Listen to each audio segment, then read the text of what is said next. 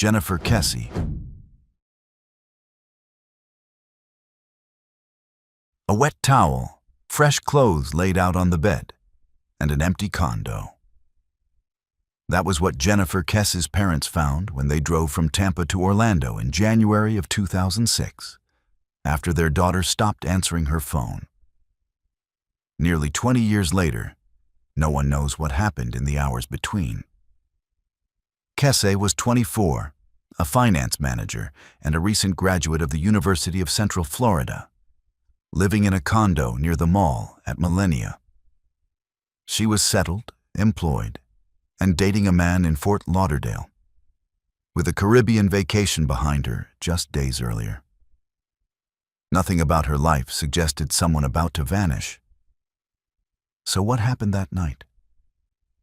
On the evening of the 23rd of January, she left work around 6, spoke with her father just after 6, and talked with her boyfriend around 10, the last confirmed contact anyone had with her. The next morning, she did not call, did not arrive at work, and was never heard from again. Her parents, unable to reach her, made the drive from Tampa themselves, only to find the condo empty and everything frozen in the middle of an ordinary routine. Where did the trail lead? 3 days later, her black Chevrolet Malibu turned up in the parking lot of an apartment complex about a mile from her home. Investigators searched on horseback, by helicopter, by boat, and on foot, and still found nothing of her. And this is where the case produced its single most haunting piece of evidence. What did the cameras capture? Surveillance footage showed an unidentified person between 5'3" and 5'5", in painter-style clothing, parking her car and walking away.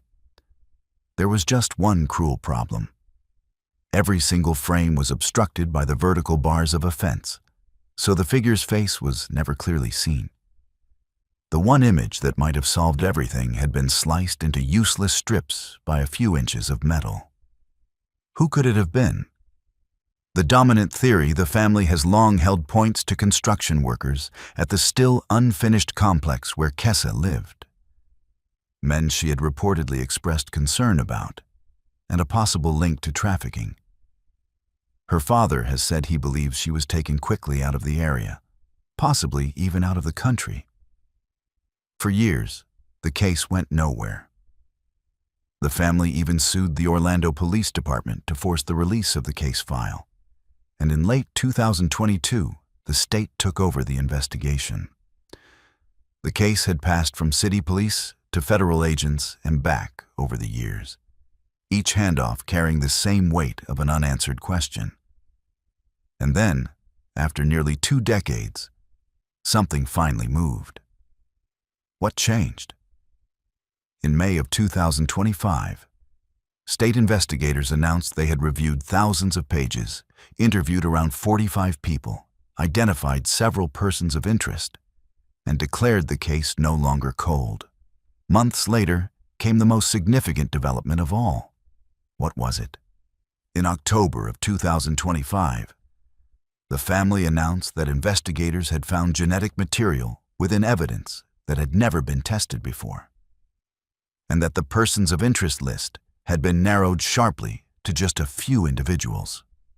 The testing was expanded to read far more genetic markers than the original work had, and investigators even began working with an artificial intelligence firm to analyze that obstructed surveillance footage, hoping to match the unknown figure's visible ear against public photo databases.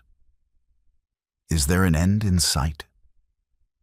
A 3-part documentary on the case is in production, and her father has been candid that he hopes a major streaming platform will carry it and bring fresh eyes to the search. A large reward offered years ago for Kesey found alive, expired, unclaimed. But a separate reward for information about her still stands.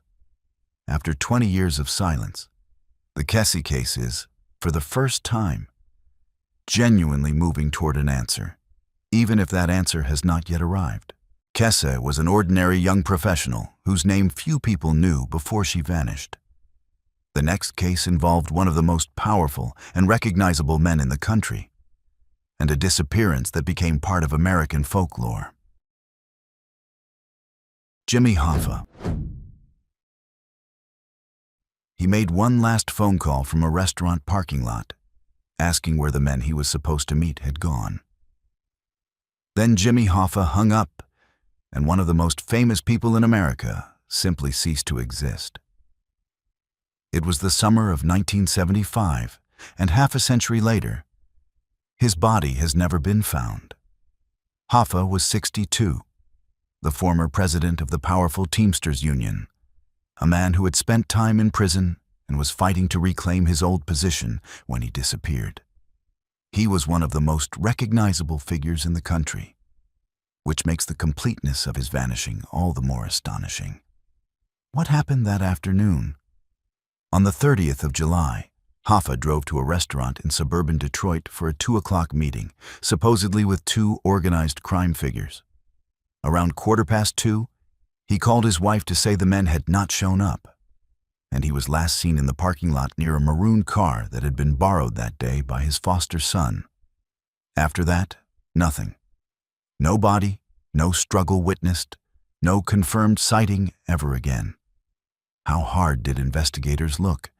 Harder than for almost any missing person in American history. More than 200 federal agents were assigned across multiple cities. A grand jury was convened, and the case file grew to thousands of pages across dozens of volumes. Several men connected to the meeting were eventually convicted on unrelated charges, but none was ever held responsible for whatever became of Hoffa. So what do people believe happened? The most credible mainstream theory, pieced together by investigative journalists, holds that organized crime figures arranged for Hoffa to be removed because he was a threat to their control of the Union, and that his remains were disposed of.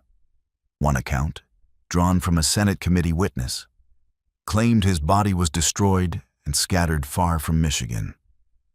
He was a man with a long list of powerful enemies, and the leading accounts agree he lost his life that day, even if the precise hands behind it were never proven in court.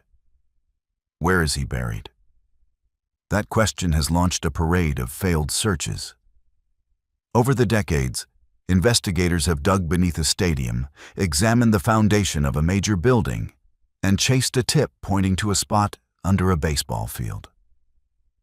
Several men connected to the meeting were eventually convicted on unrelated charges, but none was ever held responsible for whatever became of Hoffa. The most persistent lead pointed to a New Jersey landfill, where the son of a mob-connected co-owner gave a detailed account before he himself passed away. A federal excavation at that landfill in 2022 turned up nothing of evidentiary value. Every dig has ended the same way, with empty soil and another disappointment. Could anything still break it open? In a strange turn, the case was politically reactivated in 2025. That October, the White House ordered federal employees to search their records for any material related to Hoffa, similar to a directive issued around other historic mysteries, such as the Amelia Earhart case. Officials confirmed the case technically remains an active investigation, half a century after he was last seen. Does that mean a real breakthrough? Not in any concrete sense. The order was a search for documents, not a new excavation, and no fresh physical evidence has surfaced. Hoffa's own son has publicly backed the release of the files, saying the family simply wants to know what really happened. So where does it stand 50 years on? Exactly where it has stood for decades. Hoffa was declared legally gone in the early 1980s. But his remains have never been recovered. No one was ever convicted in connection with his vanishing. And the most famous disappearance in modern American history remains, officially, unsolved.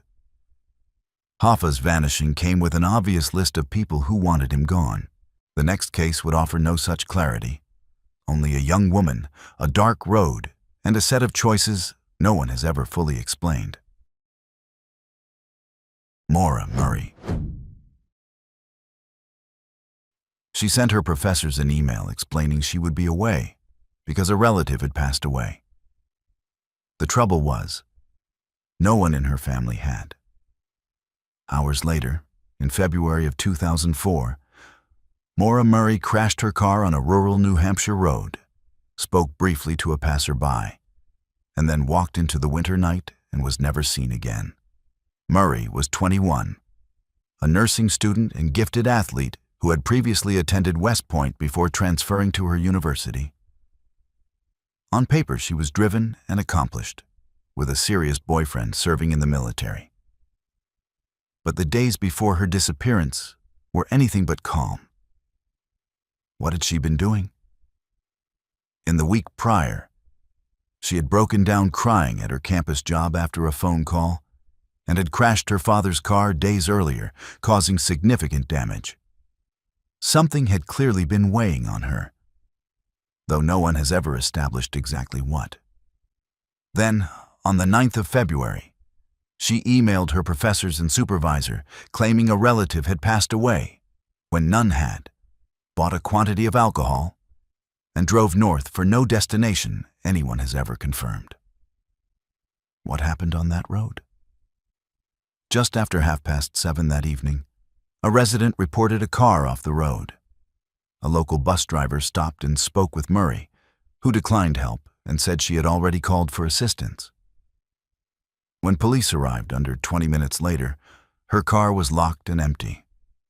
In that brief window, she had vanished into the cold. Why did the search struggle? State police did not begin a serious search until the following day, and the trail, if there was one, had gone cold overnight. In the years since, cadavered dogs have searched nearby areas, including a sweep years later, and officials released an age progression image to imagine how she might look today.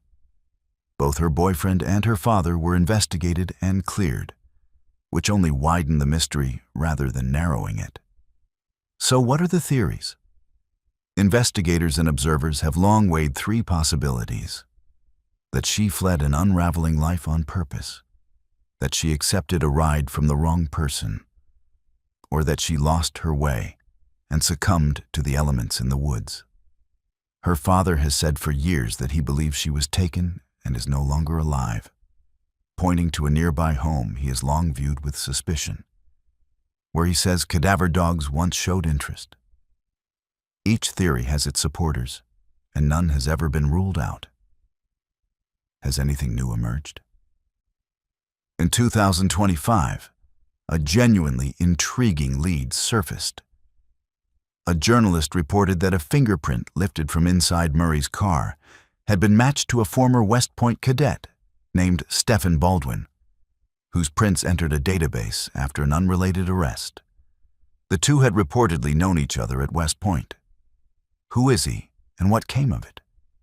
In March of 2025, Baldwin was sentenced to 15 years and 6 months in an Ohio prison on a long list of fraud and related charges, reported as one of the longest sentences of its kind in the state.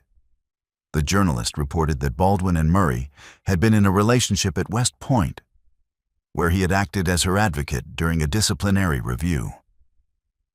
He denied any involvement in her case to federal investigators, saying the two had simply exchanged music discs years earlier, and New Hampshire authorities have not publicly named him a suspect. Is the case still alive? It is. New Hampshire's Cold Case Unit has said it is actively using new technology and investigative techniques that did not exist at the time, with the goal of finally bringing the case to resolution. Her sister has built a large following through a podcast and a social media account with hundreds of thousands of followers, keeping the case in front of the public year after year. More than 2 decades on, the road where her car was found still holds its secret. Murray vanished beside a road in the dark. The next would disappear in broad daylight, in open wilderness, with someone standing only a few steps away. Barbara Bolick. turned his back for less than a minute.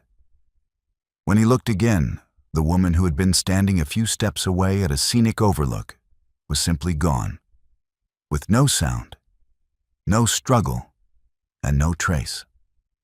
It was the summer of 2007 in the mountains of Montana, and Barbara Bollock has never been found. Bollock was 55, an experienced hiker who had moved to Montana with her husband Carl a few years earlier and was comfortable in the outdoors. She had recently taken up flying lessons and was planning a trip to Mexico with Carl. She was carrying a black backpack on the trail that day. She was not a careless newcomer to the wilderness. She knew exactly what she was doing on a mountain path. What happened that day? Bollock was hiking the Bear Creek Overlook Trail with a visiting acquaintance, a man named Jim Ramaker, while another companion stayed back at the trailhead. At the overlook, sometime between late morning and early afternoon, Ramaker turned away for under a minute with Bollock 20 to 30 feet from him. And when he turned back, she had vanished. How could someone disappear that fast? That is the question that has defined the case. The local sheriff led an extensive ground search with scent dogs, but the animals could not pick up any trace of her.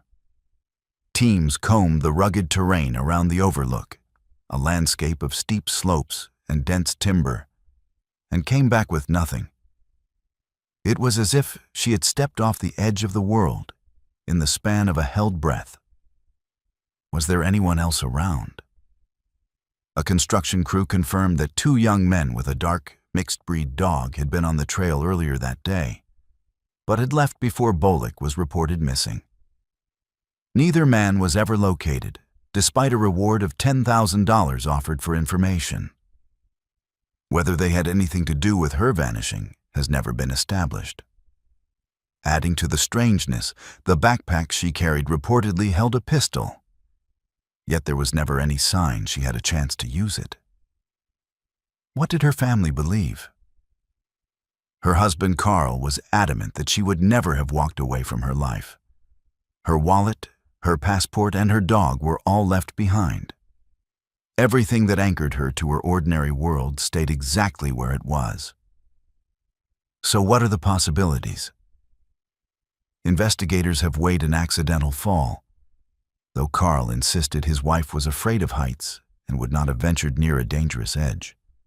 Abduction by the 2 unidentified men, and the idea, which authorities largely dismissed, that she staged her own disappearance. A federal prosecutor publicly rejected the staged disappearance theory, noting how difficult it would be for someone to simply start a new life with nothing. Why has it gone so quiet? Unlike some of the cases that draw documentaries and podcasts, Bollock's has had little of that attention.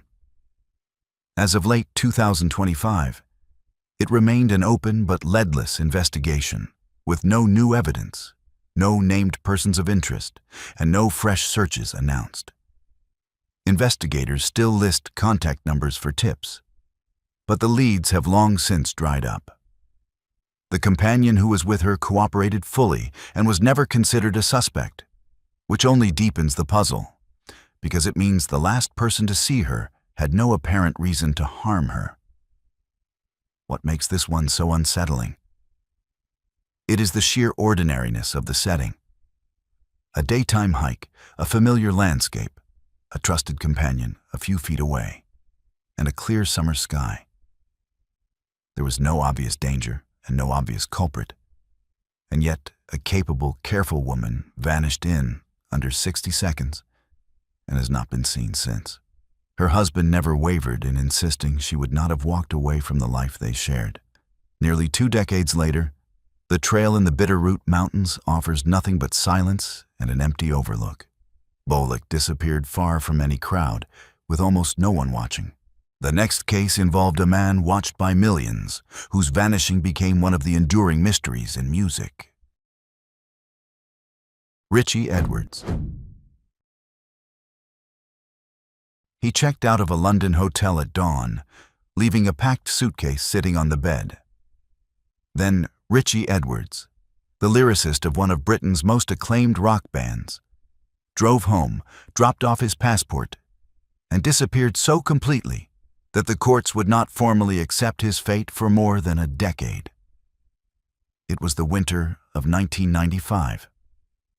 Edwards was 27, the rhythm guitarist and primary lyricist of the band Manic Street Preachers, a sharp, literary writer who had written much of the band's most acclaimed album and had been open about his struggles with his mental health, having spent time receiving treatment the year before. He was, by then, both a rising creative force admired for his intensity and a young man clearly in distress. What happened that morning? On the 1st of February, Edwards was due to fly to the United States with a bandmate. Instead, he declined to go out the night before and checked out of the hotel alone at around 7 the next morning. He left behind a packed suitcase and a gift box addressed to a former girlfriend, decorated with literary quotes and filled with videos, books, and photographs, along with a note that read simply, "I love you." According to his sister, a fan-turned-friend who was never traced had visited his room and was reportedly told he would no longer need his passport. Where did he go next? He drove his silver car to his flat in Cardiff, dropped off his passport and credit cards, and in the 2 weeks before had withdrawn about £200 a day, building up a sum of roughly £2,800 in cash. Those careful, deliberate steps, the cash, the passport, the parcel of keepsakes, have fueled debate ever since about whether he was planning to vanish for good. When was the alarm raised? Police issued a public appeal about 2 weeks later, and shortly after, his car was found abandoned at a service station beside the Severn Bridge, a crossing long associated with tragedy. The car's battery was flat, and there were signs it had been lived in. The location pointed many toward the darkest conclusion. But was it that simple? Not entirely, because of a single misread clock. A toll receipt was for years believed to show an afternoon crossing, until his sister contacted the makers of the machine and confirmed it used a 24-hour clock, meaning the crossing actually happened in the early hours of the morning. That correction collapsed a long-assumed gap in the timeline and reopened questions everyone thought were settled. So what are the theories? One holds that Edwards took his own life at the bridge, supported by the abandoned car, his documented struggles, and the farewell-like gift box. The other, argued at length in a book co-written by his sister, holds that he staged his own disappearance, pointing to his lifelong fascination with vanishing, the careful cash withdrawals, and a string of reported sightings. Were there sightings? There were several, including reports placing him at a bus station and a claim that a taxi driver picked him up days later and drove him through the Welsh valleys. One Cardiff account even insisted he was quietly living abroad, the kind of rumor that has trailed the case for decades. None was ever confirmed, and over the years they have only thickened the fogs around his fate. Where does the case stand now? Edwards was declared presumed gone by court order in late 2008, but the police case has never been closed. On the most recent anniversary, more than 30 years after he vanished, authorities reissued a statement seeking any information about him. With no remains found and no confirmed sighting, the question of what happened to him remains one of music's most enduring mysteries. If you've made it this far and enjoyed deep dives into the most shocking criminal cases, hit that subscribe button and don't forget to press the bell icon. Edwards left behind a car at the edge of a bridge and a trail that simply stopped. The next case would end even more abruptly, with a young man who stepped into a crowded bar and was never seen to leave. Brian Schaffer.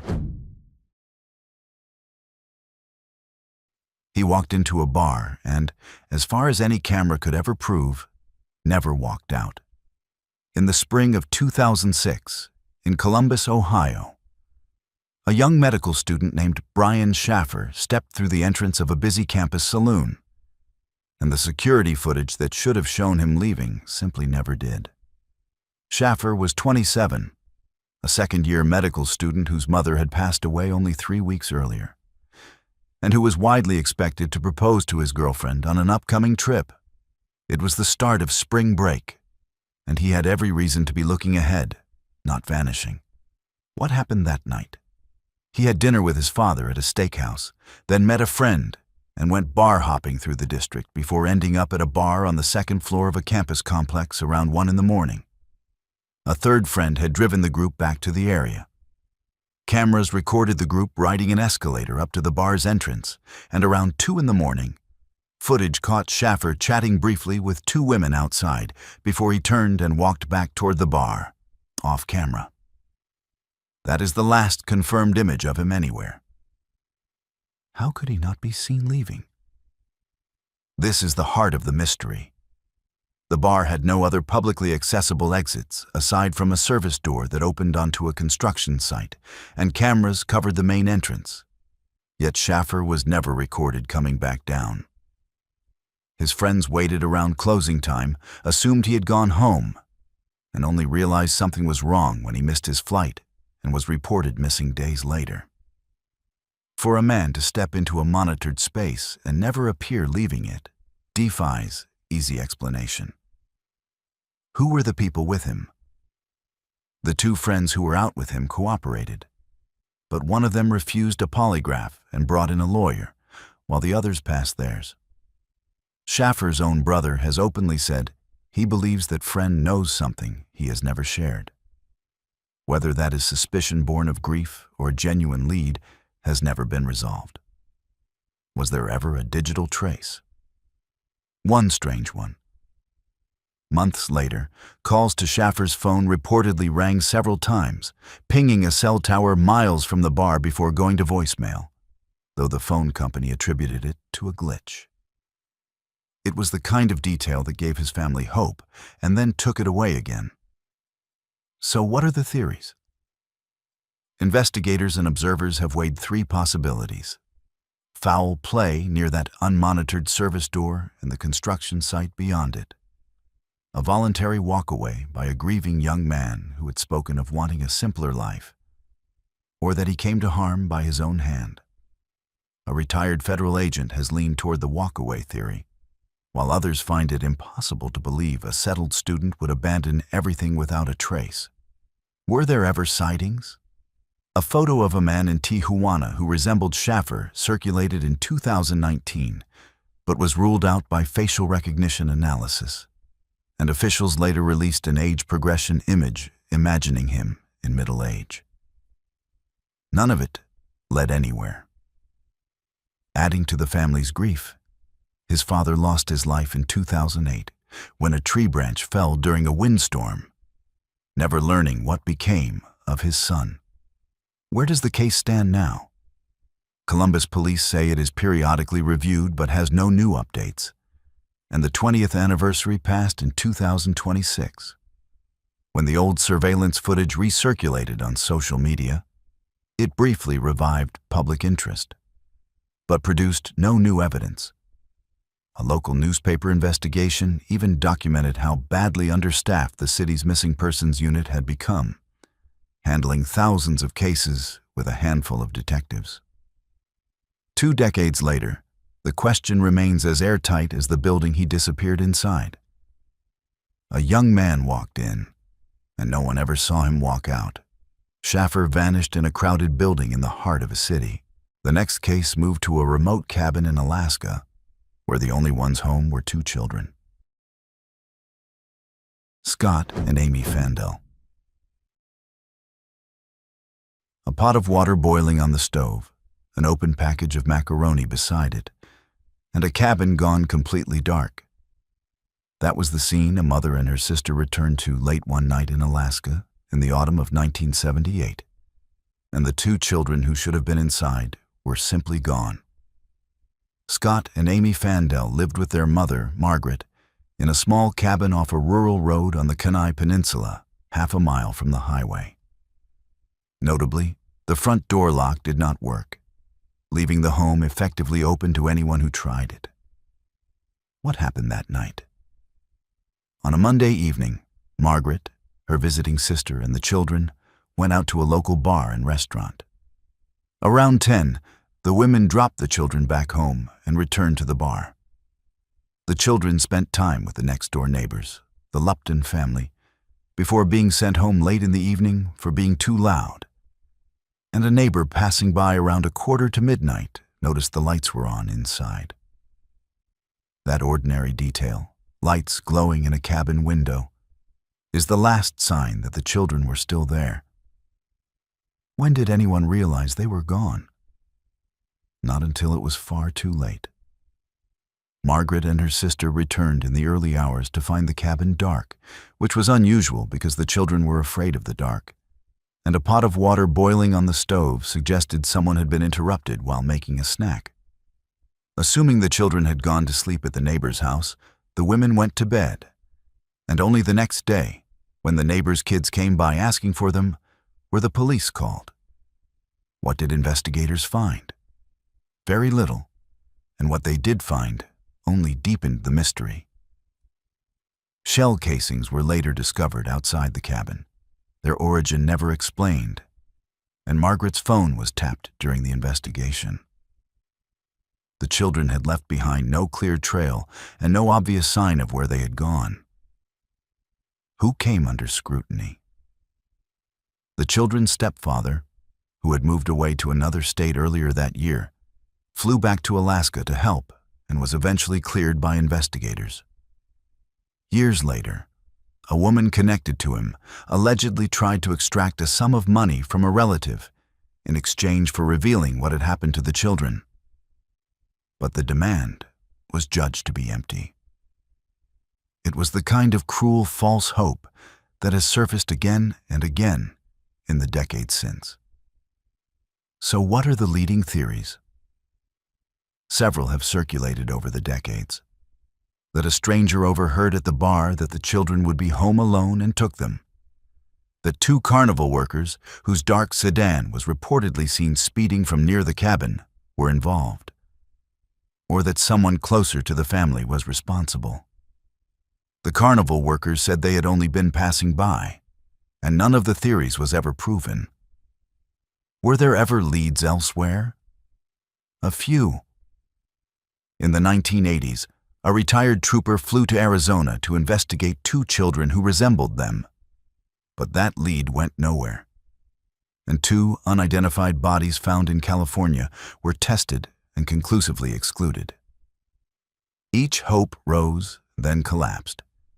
And with every passing year, the chance of an answer grew thinner.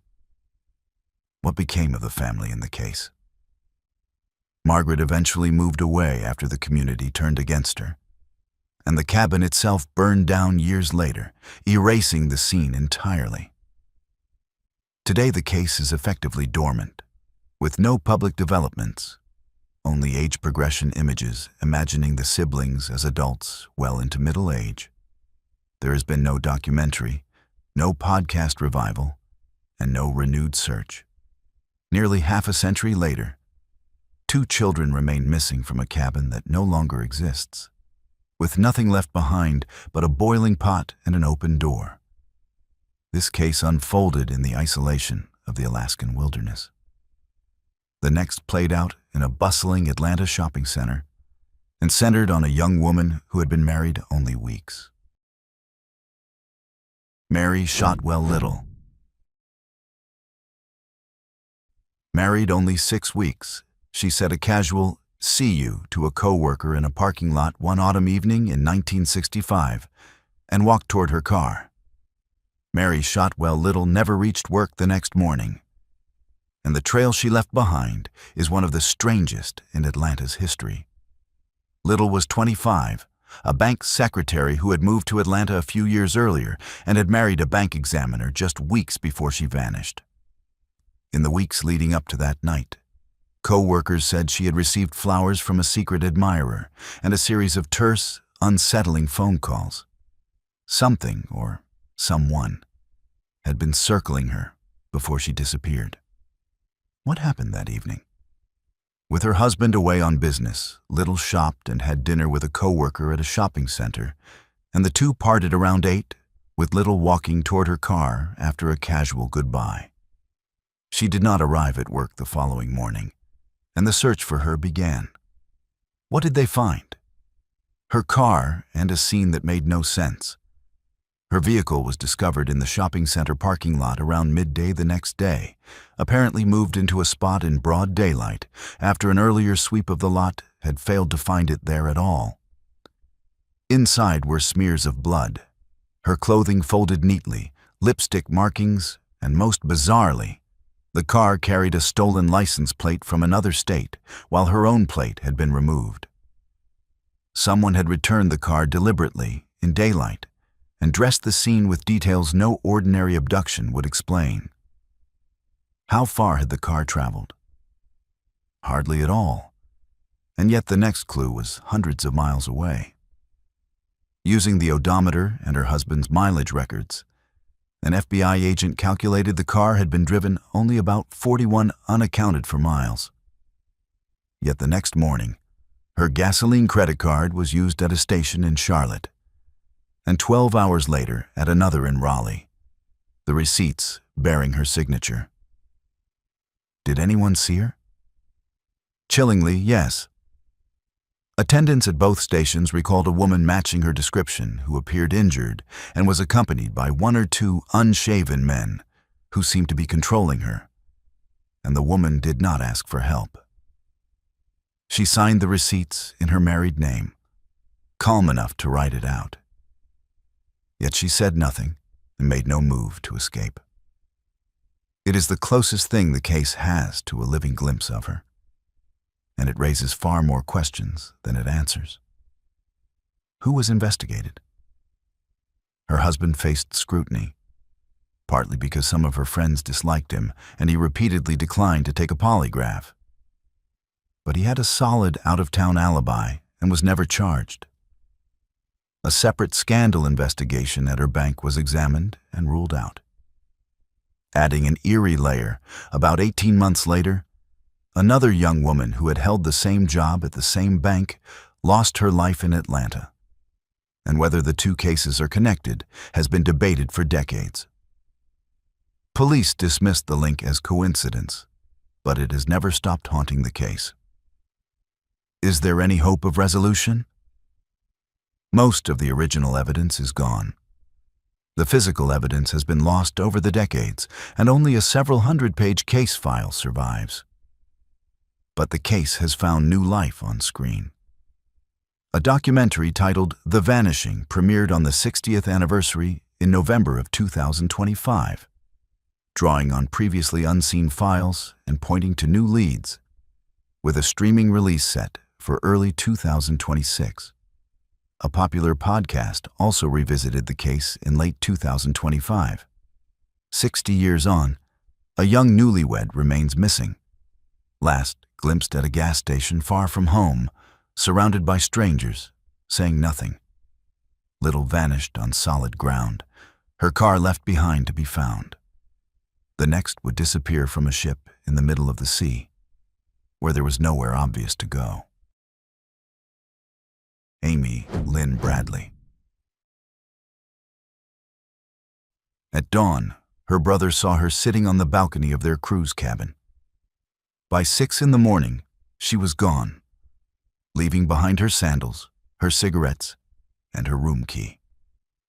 It was the spring of 1998, somewhere between Aruba and Curaçao, and Amy Lynn Bradley has not been seen by her family since. Bradley was 23, a recent college graduate and a trained lifeguard, on an all-expenses-paid family cruise her father had won through work. The family had boarded only days earlier in San Juan, and nothing about the trip suggested tragedy. What happened that night? Amy and her brother had stayed up late dancing and drinking with the ship's band at a deck disco, and the doctor logs show she last entered the family cabin in the early hours of the morning. Her brother saw her on the balcony around 5:30, and by 6 she had vanished, leaving her sandals, cigarettes, lighter, and room key behind. She had taken nothing with her, which is part of why her family never believed she simply wandered off. How did the ship respond? In a way her family has never forgiven. The crew reportedly refused to make a ship-wide announcement until nearly 8, after most passengers had already disembarked at the next port. And a later search of the ship and surrounding water found no trace of her. Those lost hours may have decided everything. A member of the ship's band was interviewed and polygraphed, with conflicting accounts of the result. And Amy's brother later said the man had approached him with condolences about his sister before any announcement had even been made. Could she simply have gone overboard? Investigators have long doubted it. Officials have stated there is no evidence that Amy, a trained lifeguard, fell, was pushed, or harmed herself, which has pushed the dominant theory toward abduction and trafficking. The idea that she went into the water on her own has never fit the facts. Were there sightings? Many, and they are the haunting core of this case. Over the years, people reported seeing a woman resembling Amy in the Caribbean. In the months after she vanished, a scuba diver described a distressed woman with tattoos matching hers. A service member later reported an encounter. And in the mid-2000s, a tourist said a frightened woman identified herself as Amy in a department store restroom in Barbados. Her family was even shown a photo resembling her that had appeared on an adult website. None could be confirmed, but together they fueled the belief that she was alive and being held against her will. What changed in 2025? A documentary changed everything. Netflix released a 3-part series in July of 2025. It drew tens of millions of views, ranked among the platform's most watched titles of the period, and later won an Outstanding Documentary Award. According to the director, the film generated at least 3 significant new leads, including the FBI questioning 2 people of interest with trafficking ties, a Caribbean bar worker who came forward about the morning Amy vanished, and a single claim that Amy had a child after her disappearance, raising the possibility of a DNA inquiry. Is the search active now? More than it has been in decades. A retired Caribbean police officer claims to have seen Amy as recently as the 2010s, and investigators traveled to interview him. In 2026, the FBI raised its reward to $100,000, on top of substantial rewards offered by the family and a podcast host who pledged a sum of his own. After more than 25 years, the combination of new witnesses, new leads, and a global audience has made this one of the most active missing person searches in the world. Bradley disappeared from a ship surrounded by open water. The last case returns to dry land, to an apartment building where every light in the hallway had been deliberately put out. Laureen Ron. Every light bulb in the third-floor hallway had been unscrewed, leaving the corridor in total darkness. That was what a mother noticed when she came home around midnight in the spring of 1980 in Manchester, New Hampshire. By the time she understood what it meant, her daughter, Laureen Ron, was already gone. Ron was a Manchester schoolgirl who lived with her mother, Judith, in a third-floor apartment, enjoyed singing and dancing, and dreamed of becoming an actress. It was her school's spring break, and she had asked to stay home rather than travel with her mother that weekend. What happened that night? With her mother away, Laureen spent the evening at the apartment with a male friend and a female friend. The 3 of them drinking together, and at some point, the male friend left through the back door, hearing Laureen lock it behind him. When her mother returned around midnight, every hallway bulb in the building had been unscrewed, leaving the corridors pitch black. The back door stood open, and the front door was unsecured. It was the darkness in the hallway, more than anything, that would later trouble investigators. What did she find inside? Judith found the female friend asleep in Laureen's bed, at first mistaking the sleeping figure for her own daughter. The friend said Laureen had moved to the couch, but Laureen was nowhere in the apartment, and police were called in the early hours of the morning. What did investigators make of the scene? There were no signs of a struggle, and Laureen had left behind all of her belongings, her clothes, and her money. Everything pointed to a girl who had not planned to leave, yet she was simply not there. The friend asleep in her bed had heard nothing, and the deliberately darkened hallway suggested someone had prepared the building for what was to come. Then came the strangest clue of all. Beginning months later, Judith was billed for phone calls she had never made, traced to motels in California. An investigator later located one of the motels, which may have been tied to someone who exploited young people, though no link to Laureen was ever confirmed. Judith also received silent calls in the early hours for about a year, and for several Christmases after. And a childhood friend reportedly got a call from a woman claiming to be Laureen. Other unconfirmed reports placed her at a bus terminal in Boston the following year, and years later in Alaska.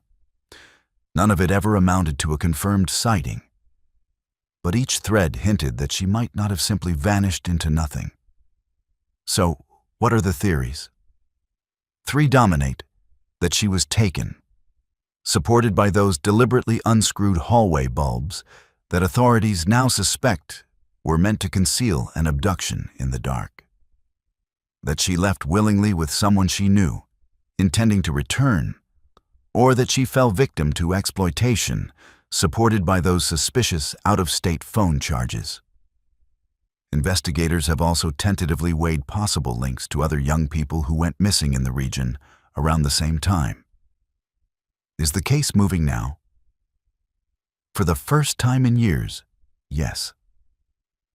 In May of 2026, on the 46th anniversary, state and local officials held a joint appeal for new information, and the FBI released a new age progression image imagining Ron in her 60s.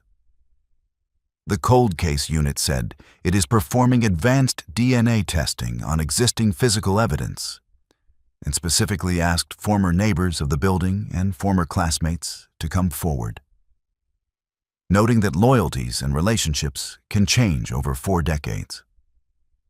Officials framed the science as only part of the equation, betting that someone who once stayed quiet may now be ready to speak.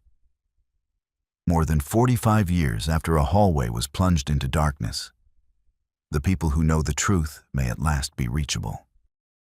This was all from our side today. Thanks for watching. Click here to check out another video.